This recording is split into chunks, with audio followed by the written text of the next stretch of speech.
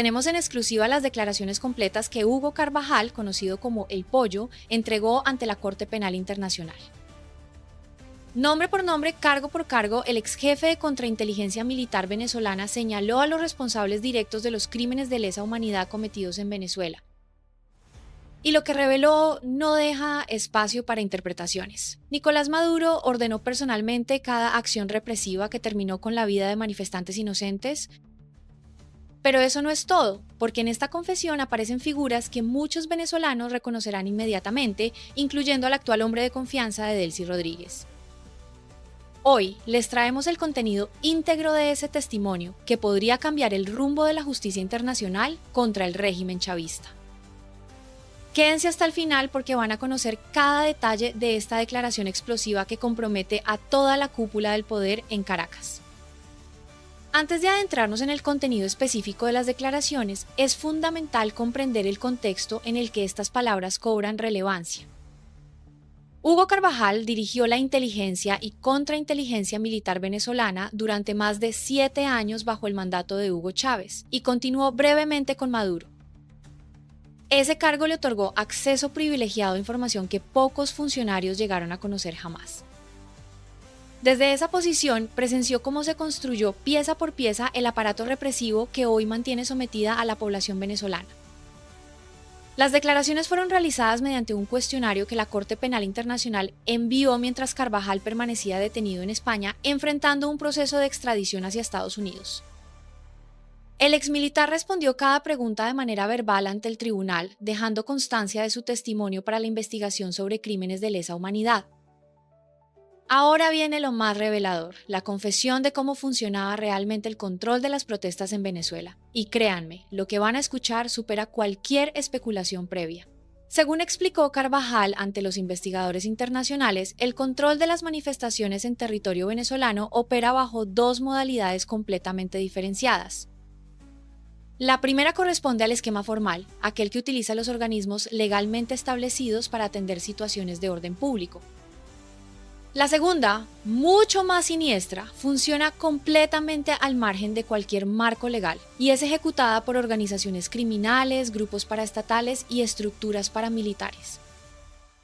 En teoría, la responsabilidad del orden público recae sobre el Ministerio del Interior, que dispone de la Policía Nacional Bolivariana como instrumento principal.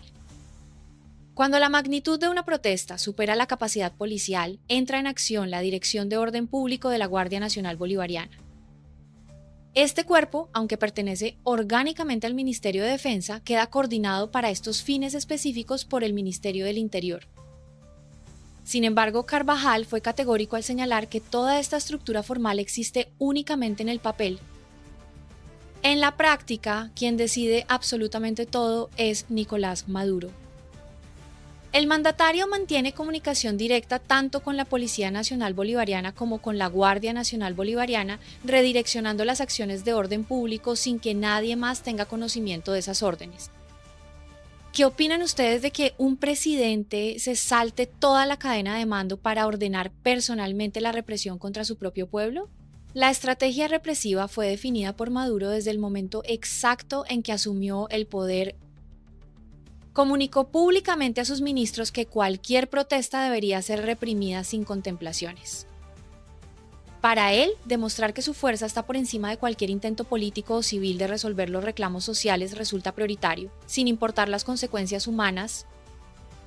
Carvajal recordó una frase que resume perfectamente esta política: candelita que se prenda, candelita que se apaga.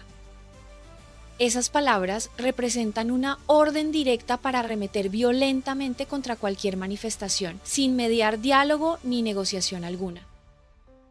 Las protestas de 2014 y 2017 no debían ser simplemente controladas, sino sofocadas y acabadas, sin importar cuántas vidas se perdieran en el proceso.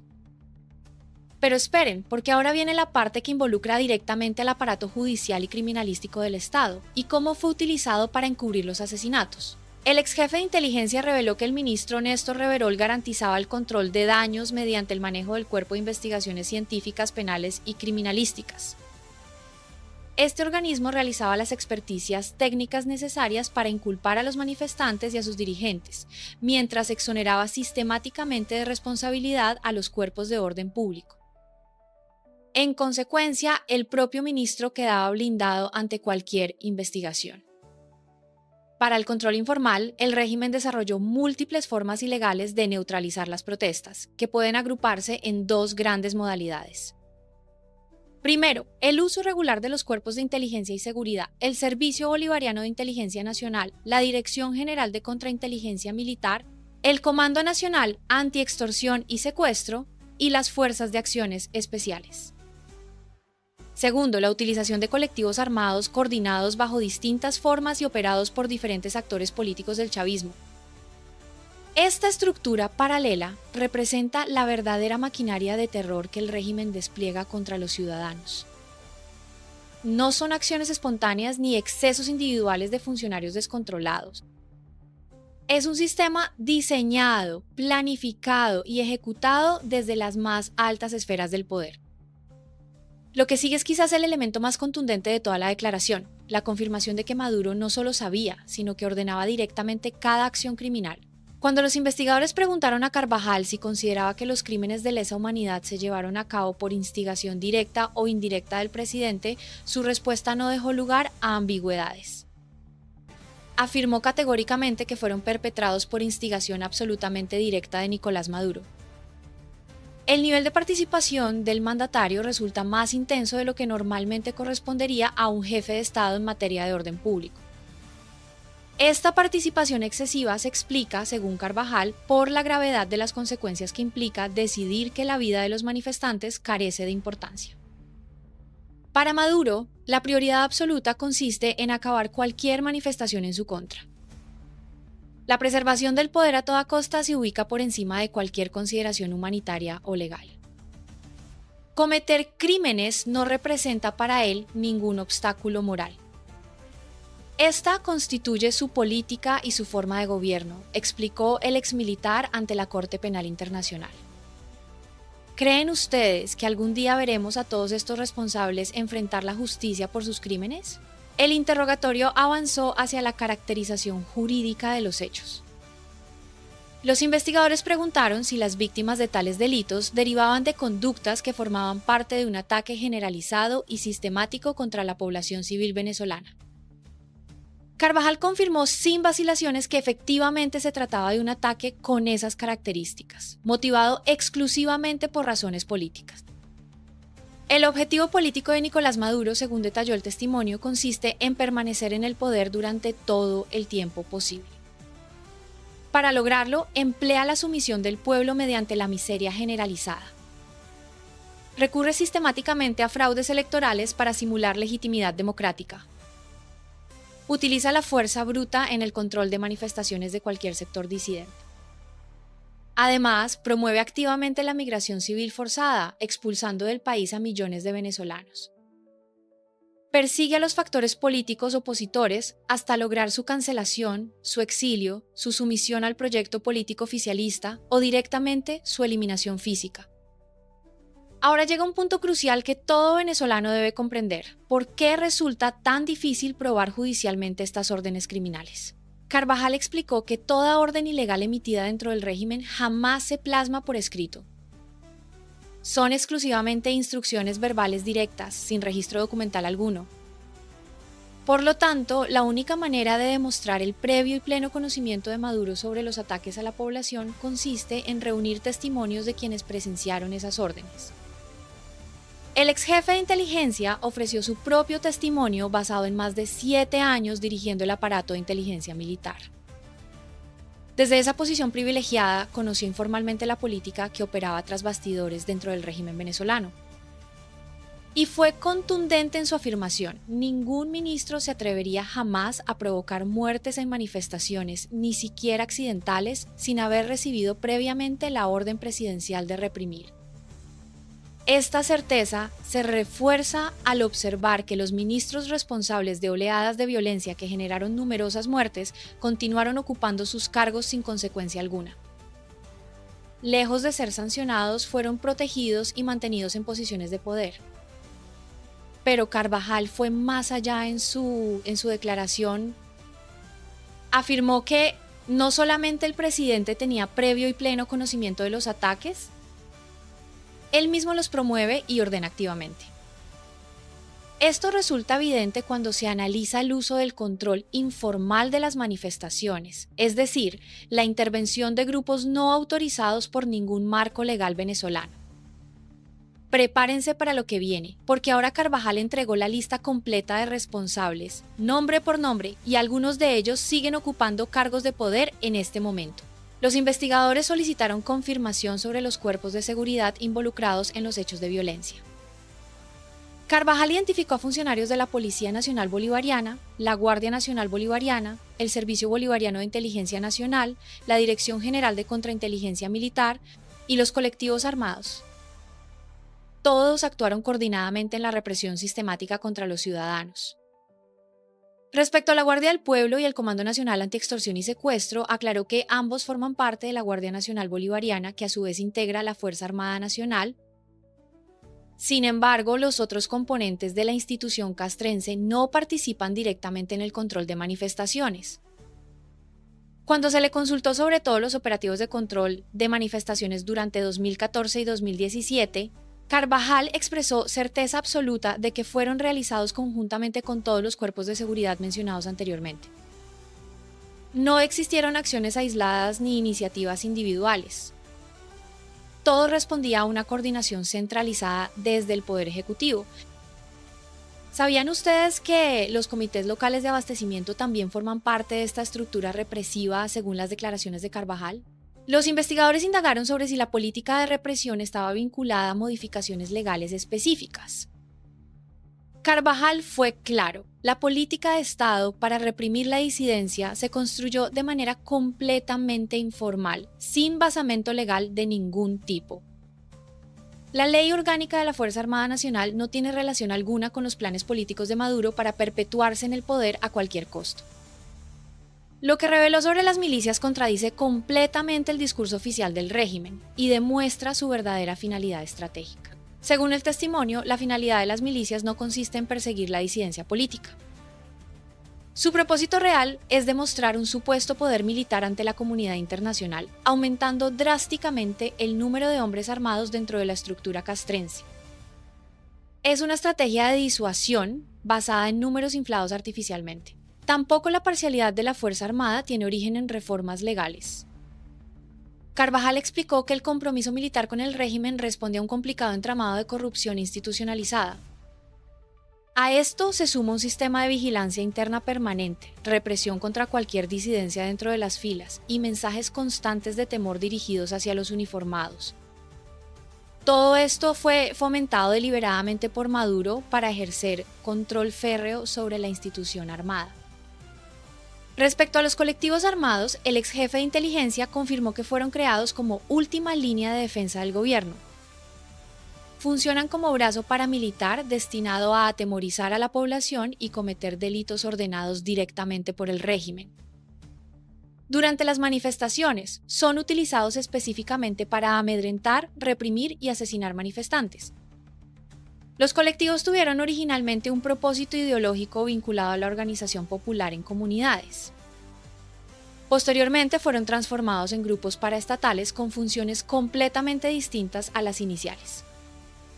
Pasaron de ser organizaciones comunitarias a convertirse en escuadrones de la muerte al servicio del poder. Y ahora llegamos al momento que muchos esperaban: la lista completa de nombres que Carvajal entregó como responsables directos de los crímenes. Nicolás Maduro encabeza la nómina como máximo responsable de toda la estructura criminal. Le siguen Tarek El Aizami, actualmente detenido, Néstor Reverol, quien controló las investigaciones criminalísticas, Justo Noguera Pietri, Antonio Benavides Torres y Sergio Rivero Marcano. Gustavo González López aparece señalado directamente, un dato particularmente relevante porque este funcionario actualmente ocupa la posición de máxima confianza junto a Delcy Rodríguez. También figura Iván Hernández Dala, vinculado a operaciones de inteligencia y seguridad del régimen. Pero hay una estructura adicional que Carvajal identificó como Comando Antigolpe, integrada por 3 figuras centrales del chavismo. Diosdado Cabello lidera esta estructura paralela, acompañado por Pedro Carreño y Freddy Bernal. Los 3 operaban coordinadamente para neutralizar cualquier amenaza percibida contra el régimen. El testimonio también señaló a los comandantes de la Policía Nacional Bolivariana durante 2014 y 2017, aunque Carvajal indicó no tener los nombres específicos disponibles en ese momento. ¿Cuántos de estos nombres reconocen ustedes y cuántos siguen libres ejerciendo poder en Venezuela? Lo que viene ahora resulta absolutamente insólito, la revelación de que los comités de abastecimiento alimentario forman parte del esquema represivo. En el diagrama que Carvajal proporcionó a la Corte Penal Internacional, aparece una estructura jerárquica que desciende desde Nicolás Maduro como máximo responsable. Inmediatamente debajo se ubica el Comando Estratégico Operacional, seguido por la Fuerza Armada Bolivariana y la Milicia Bolivariana. Pero sorprendentemente, los comités locales de abastecimiento y producción también aparecen integrados en este organigrama represivo. Los programas de distribución alimentaria que el régimen presentó como ayuda humanitaria durante la crisis funcionan simultáneamente como mecanismo de control político. No se trata únicamente de entregar alimentos a familias necesitadas. Es un sistema de vigilancia comunitaria que identifica disidentes y condiciona el acceso a productos básicos según la lealtad política demostrada. Esta revelación confirma lo que muchos venezolanos sospechaban desde hace años. La supuesta asistencia social del chavismo esconde en realidad un instrumento de dominación y chantaje permanente contra la población más vulnerable. Pero Carvajal no se detuvo allí, porque también detalló la estructura represiva paralela que opera completamente fuera de cualquier control institucional. Además del esquema formal, existe una red informal compuesta por múltiples organismos que actúan sin supervisión legal. La Dirección General de Contrainteligencia Militar, el Servicio Bolivariano de Inteligencia Nacional y el Cuerpo de Investigaciones Científicas, Penales y Criminalísticas operan bajo directrices que no responden a ningún procedimiento establecido. A nivel militar, el Comando Estratégico Operacional coordina con las regiones de defensa integral, las zonas de defensa integral y las áreas de defensa integral. Todo este entramado responde en última instancia al presidente de la República a través de un intermediario cuya identidad Carvajal no especificó en el diagrama entregado. Esta estructura dual permite al régimen negar oficialmente su responsabilidad mientras ejecuta operaciones represivas mediante canales informales. Cuando ocurren asesinatos o torturas, pueden atribuirse a excesos individuales o grupos descontrolados, cuando en realidad responden a órdenes emanadas desde la cúspide del poder. Ahora debemos abordar la situación actual de los protagonistas de esta historia y las implicaciones judiciales que enfrentan. Hugo Carvajal hoy se encuentra recluido en la misma prisión federal de Brooklyn donde permanece Nicolás Maduro. Después de perder su batalla legal en España contra la extradición, fue trasladado a Estados Unidos para enfrentar cargos por narcoterrorismo. Irónicamente, ambos antiguos aliados ahora comparten el mismo destino carcelario. La disposición de Carvajal para colaborar con las autoridades resulta evidente tras analizar estas declaraciones ante la Corte Penal Internacional. Si estuvo dispuesto a testificar tan detalladamente ante un organismo internacional, no cabe duda de que repetirá esa experiencia en el juicio contra Maduro en Nueva York. La audiencia para ese proceso está programada actualmente para el 26 de marzo, aunque existe la posibilidad de nuevos diferimientos. Fuentes cercanas al caso sugieren que incluso la propia Fiscalía neoyorquina podría solicitar aplazamientos adicionales mientras continúa reuniendo evidencia. ¿Creen ustedes que Carvajal revelará información aún más comprometedora durante el juicio en Nueva York? Es importante distinguir claramente entre las dos investigaciones judiciales que enfrenta el régimen venezolano en distintos tribunales internacionales. La Corte Penal Internacional investiga específicamente crímenes de lesa humanidad cometidos en Venezuela. Su enfoque se centra en las violaciones sistemáticas de derechos humanos, los asesinatos de manifestantes, las torturas, las desapariciones forzadas y la persecución política generalizada. Aunque todavía no ha emitido una imputación formal contra Maduro, estas declaraciones de Carvajal constituyen material probatorio valioso para esa investigación. Por otro lado, la Corte del Distrito Sur de Nueva York investiga delitos de narcoterrorismo.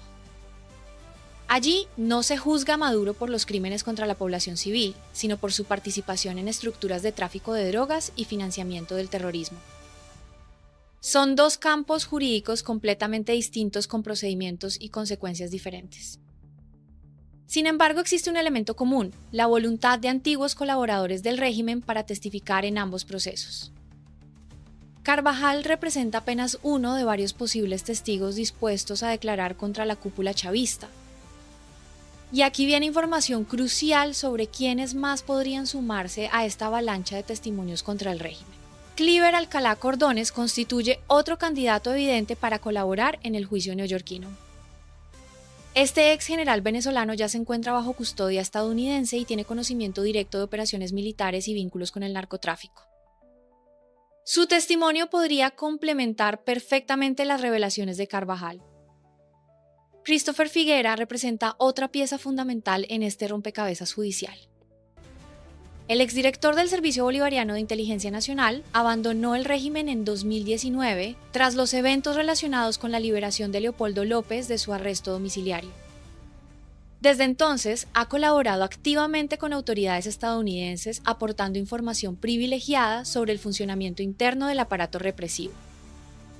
Solo entre estos 3 exfuncionarios existe suficiente conocimiento institucional para desmantelar judicialmente toda la estructura criminal del chavismo. Pero las autoridades estadounidenses continúan trabajando para incorporar testimonios adicionales de otras fuentes dentro y fuera del territorio norteamericano. El destino de quienes aparecen señalados en estas declaraciones dependerá en gran medida de cómo evolucione la situación política en Venezuela. Algunos de los mencionados por Carvajal ya enfrentan consecuencias judiciales. Tarek El Aissami permanece detenido y Nicolás Maduro aguarda juicio en una prisión federal. Sin embargo, otros como Diosdado Cabello, Freddy Bernal y Gustavo González López continúan ejerciendo poder desde Caracas sin aparente preocupación por estas acusaciones. Pero existe una realidad jurídica que ninguno de ellos puede ignorar: los crímenes de lesa humanidad no prescriben. La justicia internacional puede alcanzarlos en cualquier momento de sus vidas, sin importar cuántas décadas transcurran. La historia nos ofrece ejemplos de criminales nazis siendo enjuiciados a los 80 y hasta 90 años de edad. Mientras el régimen mantenga cierto control territorial, estos funcionarios pueden sentirse relativamente protegidos.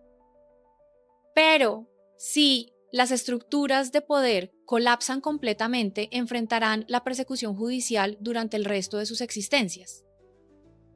No habrá rincón del planeta donde puedan esconderse de manera permanente. Llegamos ahora a un aspecto particularmente relevante del testimonio de Carvajal: su propia posición moral ante estos hechos.